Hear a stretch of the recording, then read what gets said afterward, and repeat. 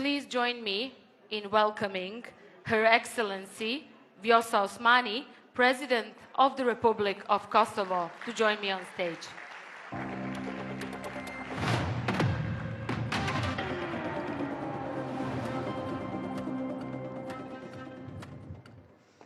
Hello.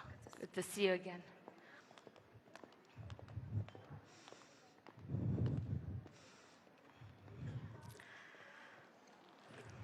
President Osmani, İstanbul'a hoş geldiniz tekrar. I know you speak a little bit of Turkish. Çok teşekkür ederim. Hoş bulduk. Teşekkürler. I've told you, she's an excellent woman that speaks a lot of Pratik etmem lazım. Hala öğreniyorum ama iyi gidiyor. Çok iyi, çok iyi Cumhurbaşkanı.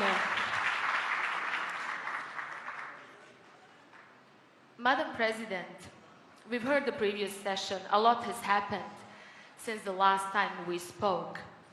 And just a couple of days before Hamas's attack, Kosovo was exactly in the center of international attention. On September 24th, a very quiet village in the northern part of your country turned into a war zone in just a couple of hours. The world was in shock. I remember the headlines, I remember the shock in the eyes of my colleagues who covered the story. But Madam President, you warned about these types of attacks, but it seems to me that no one was listening. Would you agree with me? We've been really warning because the signs for a potential attack were there. Serbia has been training terrorist groups, paramilitary groups for quite some time. They have been giving them military-grade weapons for quite some time. They have been offering all of the political support for these terrorist and paramilitary groups for a very long time. And finally, if you listen to the rhetoric of the leaders of Serbia, it's warmongering rhetoric. They want to bring us all back to the 90s, where all of our regions suffered from that kind of mindset, where they want to see all of the countries around them as temporary states, which they want to destroy. And for that reason, of course, we did warn, because we know Serbia very well. We unfortunately had to learn it the very hard way. Even as we speak, thousands of our people, including women and children, are in massive graves in Serbia, and Serbia does not even accept to tell us the locations, to tell us or the international community the locations of these massive graves where little kids had been killed and now are there, so that mothers can have a place where to lay a flower after 25 years after the war. So, of course, we're still facing a Serbia that is a continuation of the Milosevic mentality.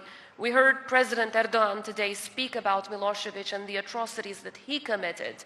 But of course, it is precisely Milosevic's Minister of Propaganda that is still leading Serbia, not just him physically speaking, but also as a mentality, talking about the greater Serbia idea, where he constantly attacks Kosovo, Bosnia and Herzegovina, and other countries in the region. Many, of course, among our partners believed that because Vučić is speaking about peace, that he would not resort to war. But as we all know, he never walks the talk. In the leadership of Serbia, they do talk about peace, but every single action that they undertake is to destroy the hard-won peace, which we have achieved with the support of so many. So what happened on the 24th of September was a culmination of a policy that existed in Serbia for quite some time, especially in the past decade or so, where they don't give up on a hegemonic idea that the rest of the region belongs to them. Of course, it does not. And Kosovo is independent, it's sovereign, it's a democratic republic, and will forever remain so, no matter how much Serbia wants to destabilize it. It is, but still remains one of the region's hotspots, especially, as I mentioned, that attack in the northern part of the country. We've heard throughout the day how political landscape is fast changing, how new alliances have been created in the last couple of months. What danger does that represent to the Balkans, as this is the region that is often compared to the Middle East, as one of the possible frozen conflicts that could just escalate any time. What should be... If an active appeasement policy towards Serbia continues, if a Serbia-centered policy continues, obviously there's a big danger for escalation in the entire region. Because look, you're talking about a small village, but in fact the intention of those paramilitary groups was never the village, it was to annex the entire north of Kosovo. And as we know, if they would go forward, we would respond. And when we would respond, as you know, the region as such responds, because it never ends only with Kosovo. Our region is so connected that instability in one country means instability in all of us, and it never ends only with one country, and that's exactly what Serbia wants. But for way too long, there's been this active appeasement policy, just ignoring what Vučić does and just listening to what he says. And for that reason, I think we're in an extremely dangerous situation. And right now, the focus of everyone, be it ours in the region or of our allies and partners, should be prevention and deterrence. How do we deter Serbia? How do we prevent Serbia from attacking again and from spiraling up violence, which will not, of course, spare anyone in the region? And the answer is very clear. Serbia understands only NATO power. They need to understand that NATO's power will be used if they go crazy again. And secondly, there must be specific measures from the European Union, more precisely from the European Commission, because it doesn't allow for the veto power of anyone from the member states, that are financial in nature. Otherwise, Vučić brags about how, despite of everything he does, still he gets over 60% of the EU support that is dedicated to the Western Balkans. As long as he uses violence, destroys good neighborly relations, is not aligned with EU foreign and security policy, but still gets the EU money, of course the message that he understands is that he should do it again and again and again. But who are Kosovo's allies in all this? We know that NATO sent hundreds of additional troops to the border between Kosovo and Serbia, among them also Turkish reinforcements. Who were your main allies following that attack in Banjska? It was the exact same countries that were our allies back in 1999 when we were endangered to get exterminated, but helped us get our freedom. It was exactly the same allies that helped us get independence. Exactly those same countries. It was the United States of America, it was Turkey, it was members of the European Union, it was democratic countries all around the world. Immediately after that attack, we worked very closely with KFOR, with ULEX and countries big and small from different continents to make sure that we can control the border so that they cannot repeat the attacks. And as you rightly pointed out, there have been reinforcements, including from Turkey, that are doing an excellent job, led by a Turkish commander now, to make sure that these attacks don't happen again. So we are working with our allies to make sure, as I said, that prevention and deterrence happens, because we need to make sure that we don't only talk or undertake measures post festum after the attack actually happens. This time we were lucky enough because our police, which is the most professional in our region, reacted immediately in the very first few minutes of the attack and were able to thwart it. But that doesn't mean that Vučić is not going to go even bigger and stronger in terms of the next attack unless there are measures undertaken against him. And of course, we're working with partners to make sure that this does not happen. Serbia is heading towards elections in just a couple of days. Those are snap elections called right after the talks between Pristina and Belgrade have failed. Polls have been showing that Vučić is not likely to be challenged on the presidential level. Does this mean while he is in office, there will not be progress when it comes to the peace in the region, especially when it comes to the talks between Kosovo and Serbia? We have very little hope that with Vučić in power, peace can become a long-lasting reality in our region. And we base it on his actions rather than his words. His actions in the past decade or so have shown that he has brought the region more turmoil and more instability. And while he does talk about European integration, in fact, he has brought the country from a 96% alignment to a 40-something% alignment in terms of EU. So it doesn't seem like the EU integration is interesting for him any longer. He's growing closer to Russia. And of course, that is making him go more aggressive towards neighbors in the region. That doesn't mean that we will not continue to actively engage in the dialogue, that we will not be constructive, quite the opposite. We will continue to be the only constructive party in this dialogue, because we see that that's the only way to resolve any dispute. Nevertheless, that doesn't mean that we should stay quiet whenever Serbia violates every single principle and criteria of good neighborly relations. Serbia denies any involvement in the attack in Banjska, Madam President, but you and the Prime Minister Kurti have been very vocal when it comes to this. Just yesterday, Interpol issued a warrant for Kosovar Serb who, in connection with that attack. What proof do you have that Belgrade was involved in creating this unrest in the north of your country? There's enormous proof, and it's not just the investigation of our country that has come to this conclusion, but also the investigation of some NATO member countries, which has been shared with the rest, shows that there's only one address from which this attack came, and that is the state of Serbia. These were not just a bunch of men that decided one beautiful morning to attack a neighboring country. Quite the opposite.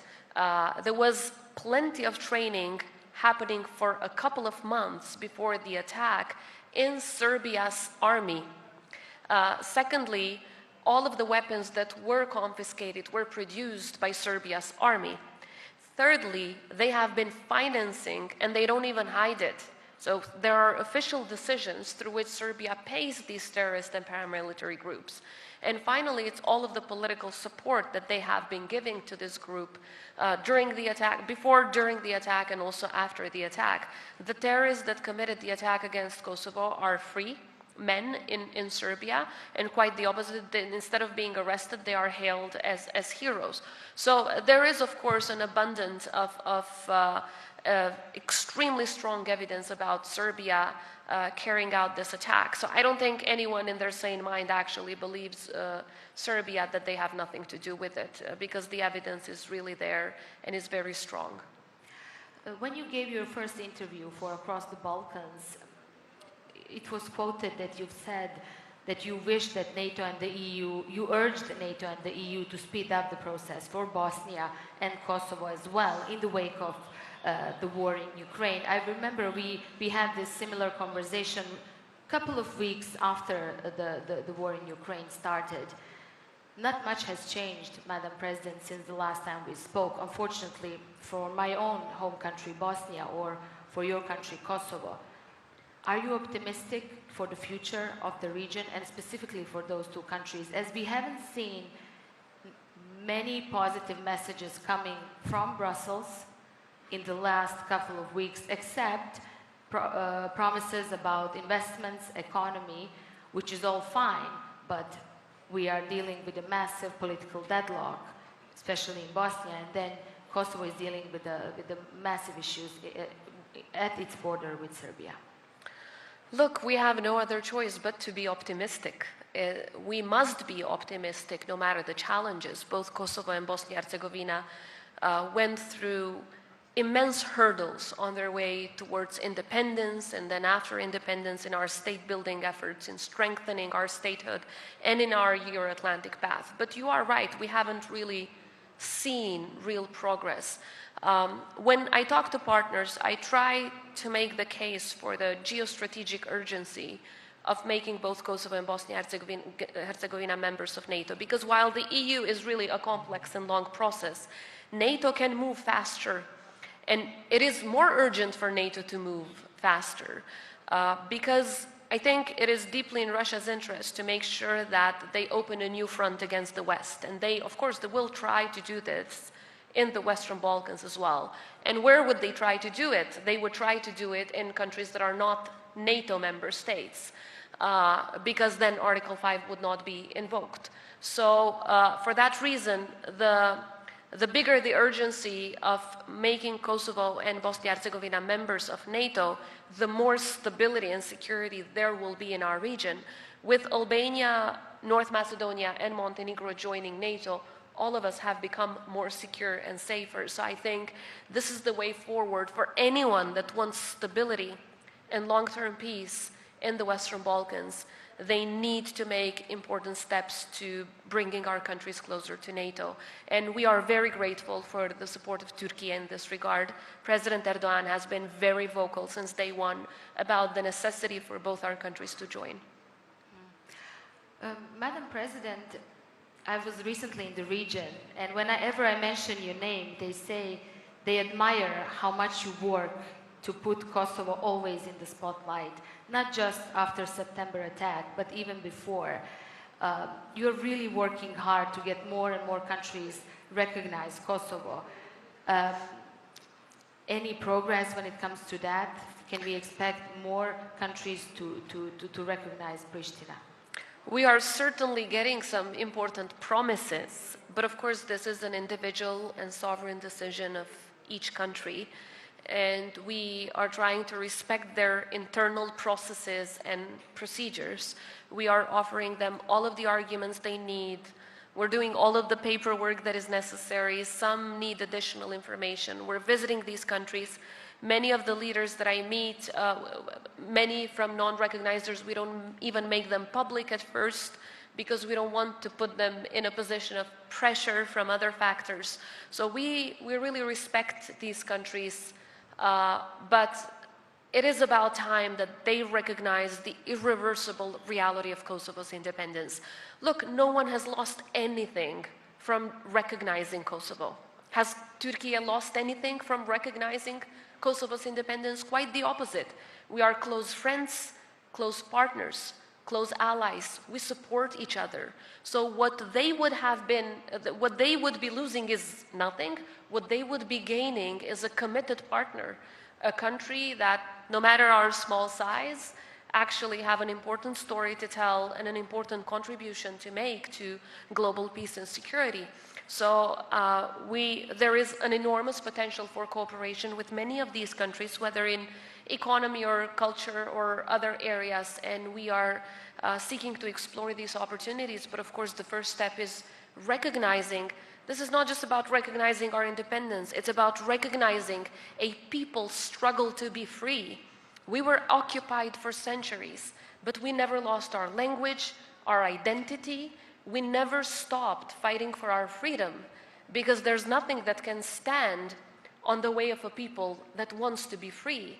So by recognizing the independence of Kosovo, they would be recognizing this centuries-long struggle and sacrifice of the people of Kosovo. And I do hope that as many countries as possible will do that. You mentioned briefly your cooperation with Turkey. I want to go back to that as we are here in beautiful Istanbul. You've met President Erdogan today. Turkey has great relations with Belgrade and with Pristina both. We have seen, and I've mentioned it, EU talks have failed several times, despite a massive effort from, I would say, both sides. Can Turkey mediate between Belgrade and Pristina? Would you be open to that type of cooperation or possible talks? The president of Turkey has been playing an important role for peace and security in our region. And as I have stated many times before, I think the fact that he has good relations with every country in the Western Balkans and has a positive influence in each and every country can help. So I do hope that whenever he has talks with Serbia, the issue of long-term stability and peace in our region will be brought up, and I know it will, because it is in Turkey's deep interest, given their contribution, to make sure that peace endures, because everyone has contributed for this peace, including Turkey. We have Turkish soldiers serving in Kosovo for so long. Turkey was involved in the in the NATO bombings of 1999, which saved our lives and saved our country from extermination. And for that reason, I think to save this peace, to safeguard this peace that was achieved with so much sacrifice, is the duty of us all. So I think Turkey can play an important role in encouraging Serbia to stop attacking its neighbors and simply accepting a reality that is not going to change. Kosovo is there to stay as an independent country. Bosnia-Herzegovina is there to stay as an independent country. Montenegro is there to stay as an independent country. And so are the rest of the republics. So I think Serbia should choose to move forward rather than trying to drag everyone in the region backwards. I want to ask you at the end, and I want to finish on a positive note, this interview. It's been a long day. We've discussed many depressing issues. Talking about the Balkans in this time of the night, I think it's really challenging, as it's one of the most complicated parts of Europe. Madam President, what keeps you going, and what do you want your legacy to be? You've done an amazing work when it comes to your diplomatic activities and promoting Kosovo. Since I've become journalist and since you came to power, I get to know more about Kosovo's women, about Kosovo's men, young people. And to be honest, it was mostly because of you. What keeps you going? It's the young people of Kosovo. I don't want them to go through what we had to go through. We grew up as children of war. Yeah, me and you both. Both of us, we grew up as children of war, and we know very much how that is like. Every single day, watching the news about the war in Bosnia and thinking, will we be next? What will we do when they come in and take us out of our place, our home?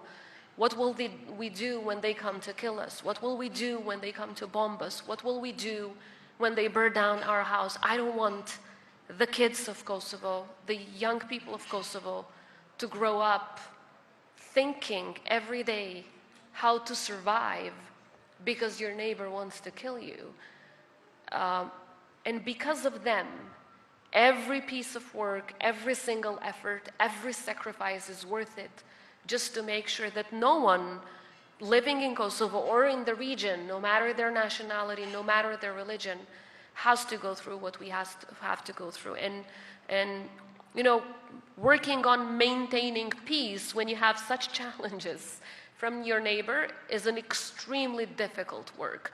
But despite of that, every bit of our effort needs to be concentrated into that, because the rest can come. Economic development, creating new jobs, better education system, better health services, all of that is possible when you live in peace. But none of that is possible when you don't have peace. And for that reason, that's what keeps us all going, I would say, in Kosovo, and anyone else that has known the opposite of peace, which is destruction, it's suffering, it's war. So because we have known the opposite of peace, we need to make sure that we never stop working for it and working to maintain it.